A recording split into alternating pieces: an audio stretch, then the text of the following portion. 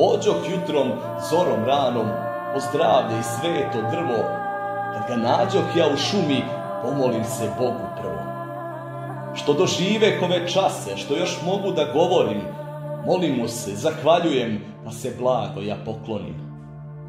Prekrstim se još jedared, pucnem vina na 3 puta, pa sa vinom ja prelijem oko stabla hrasta žuta.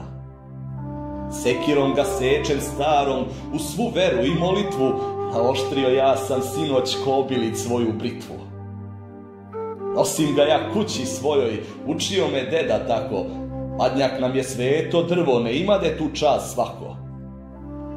Kad se selu ja primakoh, čujem zvona kako bruje, stadoh opet, prekrstih se, zvuk mi zvona dušu miluje. Zvoni zvono, ja se krstim, poklanjam se Bogu dragom, zahvala sam mu za zdravlje, što me glonu svojom snagom.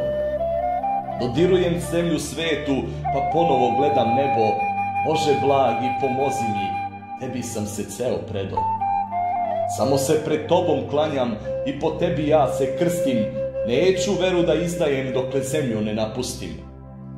Nek pomogne ovaj dan srpstvu i mom dragom rodu, nek je blag i radostan pravoslavnome narodu.